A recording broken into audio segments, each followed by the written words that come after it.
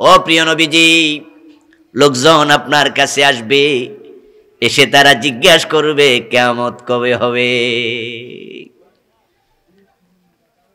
কিয়ামত কবে হবে লোক জানতে আসবে। কুল ইন্নামা ইলমুহা ইনদা রাব্বি লা ইউজাল্লিহা লিওয়াক্তিহা ইল্লা হু। জবাবে আপনি বলে দিয়েন কিয়ামত কবে হবে এই ইলম আমার আল্লাহর কাছে আছে। আল্লাহ কিয়ামত কবে হবে এই ইলম দুনিয়ার কোনো মানুষের কাছে প্রকাশ করেন নাই। আমরা সবাই জানি এই পৃথিবী এক সময় ছিল না, একটা সময় আসবে যখন এই পৃথিবীটা আর থাকবে না। আল্লাহ তাআলা আমাদেরকে বড় মায়া করে দয়া করে এই দুনিয়াতে পাঠাইছেন সৃষ্টির সেরা মাখলুক করে। আমাদেরকে পাঠানোর আগে তামাম দুনিয়াটার যত উপাদান উপকরণ আছে সব আল্লাহ বানালেন। তার সেরা মাখলুক মানুষ দুনিয়া এসে কোনো কষ্ট যেন না পায়, তাই পৃথিবীটাকে আমাদের বসবাসের উপযোগী করে বানায়া তারপরে পৃথিবীতে মানুষ পাঠাইছে। আল্লাহ তামাম দুনিয়া বানাইছে আমাদের জন্য, আর আমাদেরকে বানাইছে শুধু আল্লাহর ইবাদতের জন্য। একটা দিন আসবে যেদিন দুনিয়ায় কোটি মানুষ থাকবে, কিন্তু আল্লাহর ইবাদত করার মতো কেউ আর থাকবে না। এই পৃথিবীর মানুষগুলো দিন দিন ইবাদত ভুলে যাবে, এবং আমরা সবাই সেদিকে যাচ্ছি। মাহফিলে আসলে ভাবেন, মসজিদে গেলে ভাবেন ইবাদতকারীর অভাব নাই, অথচ বন্ধু ফজরের টাইমে মসজিদে গেলে দেখবেন এক কাতার আধা কাতার, এক একটা এলাকায় হাজার হাজার মানুষ বসবাস করে।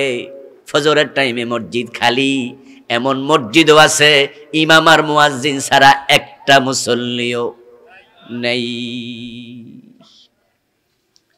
একটা সময় আসবে যখন মানুষগুলো ইবাদত বিমুখ হয়ে যাবে।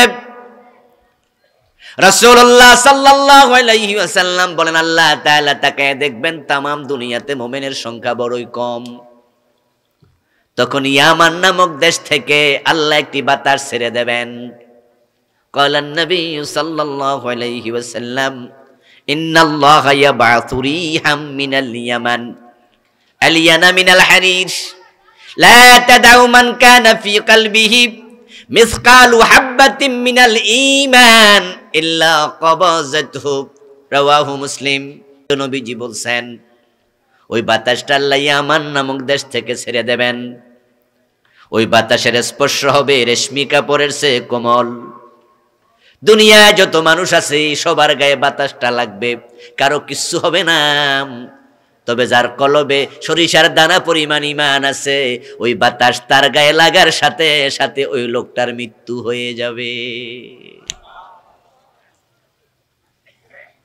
আল্লাহ চাইবেন পৃথিবী আর আমি রাখবো না। কোটি কোটি মানুষ ইবাদতকারী নাই। তামাম বাংলাদেশে মানুষ আছে ধরেন 30 কোটি, মুমিন থাকবে 100 জন 200 জন। তামাম সৌদি আরবে মানুষ আছে 20 কোটি, মুমিন আছে 500 জন। তামাম চায়নাতে মানুষ আছে 100 কোটি 150 কোটি, মুমিন আছে 20 জন। আল্লাহ গুনে দেখবেন তামাম দুনিয়াতে 1,500 মুমিন। এই অল্প কয়েকজন মুমিনের জন্য এত বড় পৃথিবী আর রাখা দরকার নাই। বাতাস ছেড়ে দিলাম, মুমিন যে কয়েকজন আছে তারা মরে যাক। এই বাতাস যখন পৃথিবীর শেষ প্রান্তে পৌঁছবে তখন তামাম দুনিয়াতে ঈমানওয়ালা আর একজনও থাকবে না। قال النبي صلى الله عليه وسلم لا تقوم الساعة ولا أحد يقول الله الله। ঈমানওয়ালা যদি পৃথিবীতে একজনও বেঁচে থাকে, ঈমানওয়ালার কারণে আল্লাহ তাআলা কিয়ামত বানাবে না। ঈমানদারের সম্মান আল্লাহর কাছে এত বেশি, ঈমানদার একজনও যদি থাকে কিয়ামত হবে না। ঈমানদার যখন থাকবে না, আকাশ এবং জমিনটাকে আর আল্লাহ বাকি রাখবেন না। এই কিয়ামত হঠাৎ করে হয়ে যাবে না, সময় লাগবে। তবে হ্যাঁ, সংগঠিত হবে হঠাৎ। তাতিয়াহুম বাগতাহ, হঠাৎ করে এসে যাবে। অনুষ্ঠিত হওয়ার ঘটনা হঠাৎ ঘটবে, কিন্তু কিয়ামতের পরিস্থিতিটা হঠাৎ হবে না। এটা দিন বাই দিন, ডে বাই ডে হবে। আস্তে আস্তে করে মোমেন্ট কমবে। এক সময় আসবে পশ্চিম দিকে সূর্য উদিত হবে। ওই সূর্য দেখে তাম দুনিয়ায় যত মানুষ বেঁচে থাকবে, রাসূলুল্লাহ বলেছেন সব মানুষ সেদিন কালেমা পড়ে মুমিন হয়ে যাবে। কিন্তু সূর্য পশ্চিম দিকে যখন উঠবে, কারো ঈমান আল্লাহর কবুল করবেন না। রাসূলুল্লাহ সাল্লাল্লাহু আলাইহি ওয়াসাল্লাম বললেন, সূর্য পশ্চিম দিকে যেদিন উঠবে সেদিন তাওবার দরজা বন্ধ হয়ে যাবে। দুনিয়ার পাপিষ্ঠ মানুষগুলো সেদিন বুঝে ফেলবে লক্ষণ তো ভালো নয়। কোনদিন পশ্চিম দিকে সূর্য উঠলো না, আজকে উঠলো কেন? আরে হুজুররা তো ওয়াজ করছে কিয়ামতের আগে সূর্য পশ্চিম দিকে উঠবে, তাহলে তো বোঝা যায় কিয়ামত এসে গেছে। পাপী মানুষগুলো তখন তাওবা করতে চাইবে, কিন্তু তাওবাটাও তখন আর কবুল হবে না। এখন কবে সূর্য পশ্চিম দিকে উঠবে? রাসূলুল্লাহ সাল্লাল্লাহু আলাইহি ওয়াসাল্লাম কোনদিন তারিখ বলেন নাই। 2000 এত সনে হবে, অমুক মাসে হবে, অমুক দিন হবে। রাসূল যেহেতু দিন তারিখ বলেন নাই, বিষয়টা গোপন। এখন কোন দিন ওঠে আমরাও জানি না। যে গুনাহগুলো আমল নামায় আছে, এখনই তাওবা করা দরকার আছে না নাই? এজন্যই তো কিয়ামতের আলোচনা শোনা দরকার। কোরআন মাজিদ আল্লাহ তাআলা কিয়ামত নিয়ে অসংখ্য আয়াত নাযিল করেছেন। আখিরাতের উপরে কোরআন আয়াতের সংখ্যা 1000-এর কাছাকাছি। যেহেতু আমাদের চূড়ান্ত গন্তব্য আখিরাত, তাই দুনিয়ার মুমিনদের আখিরাত সম্পর্কে ইলম অর্জন করা খুবই জরুরি। আমরা আখিরাত বিমুখ হয়ে যাচ্ছি, আমরা দুনিয়াদার হয়ে গেলাম। আল্লাহর হাবিব এই কথা বলেছেন, ইয়াতি আলান নাসি জামানুন লা ইউবালিল মারউ মা খাযা মিনহু আমিনাল হালাল আম মিনাল হারাম। কিয়ামত যখন ঘনাবে, তখন মানুষগুলো বেপরোয়া হয়ে যাবে। তারা সামনে যা পাবে তাই পকেটে ঢুকাবে, হালাল না হারাম তারতম্য করাটাও ভুলে যাবে। সাবধান মুসলমান, হালাল হারামের ইমতিয়াজ যখন মানুষ ভুলে যায়, তখন তার আমল কবুল হওয়া বন্ধ হয়ে যায়। আপনারা আমার আলোচনা যারা শুনছেন, কান খুলে শুনুন। যারা হারামের সাথে সম্পৃক্ত আছেন, আপনার নামাজ, রোজা, হজ, যাকাত, সাদাকা সব কবুল হওয়া বন্ধ। Gate off. কিয়ামতের আগের মানুষগুলোর আমল কবুল হবে না। এই কারণ এই মানুষগুলো নামাজও পড়বে, আবার সুদের উপরে টাকা লাগাবে।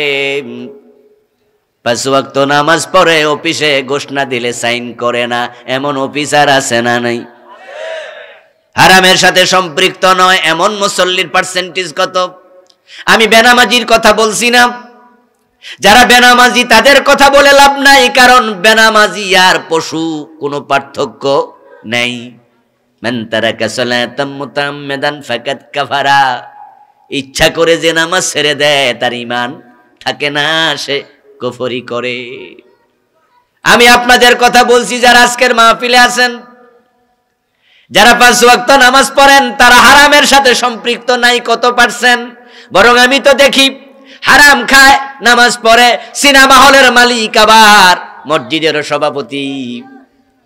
সুদ খায়, ঘুষ খায়, নামাজ পড়ছে, ওজনে কম দেয়, নামাজ পড়ে মালে বেজাল দেয়, নামাজ পড়ে বোনের হক দেয় না। বাবা মরে গেছে 10 বছর আগে, এখনো বোনের সম্পদ জোর কইরা ধরে রাখছে। এমন নামাজি ভাই আছে না নাই? আমার বন্ধু সুদের টাকা, ঘুষের টাকা, হারাম টাকা দিয়া আপেল আঙ্গুর কিনতেছেন, চাল কিনে ডাল কিনে খাচ্ছেন।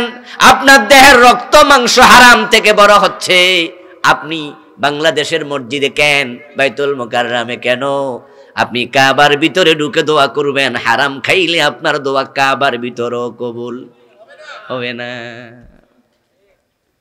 আরে ভাই, এই যে আমরা ফিলিস্তিনের জন্য দোয়া করতেছি, ফিলিস্তিনের মুসলমানদেরকে মেরে শেষ করে দিচ্ছে। কে দোয়া করে না? তামাম দুনিয়াতে 200 কোটির মতো মুসলমান আছে। আমার তো মনে হয় আমরা দোয়া করি নাই এমন মুসলমান পাওয়া খুব কঠিন। সবাই দোয়া করছি। বলুন তো, আসমান থেকে ফিলিস্তিনে সাহায্য করার জন্য ফেরেশতা আইছে কয়জন? আসে নাই।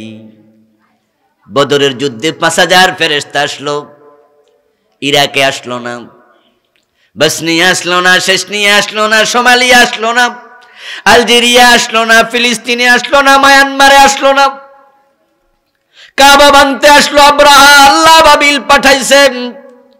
ভারতে মসজিদ, বাবরি মসজিদ ভেঙে রাম মন্দির বানাইছে, ওখানে একটা বাবিল পাখিও আসলো না।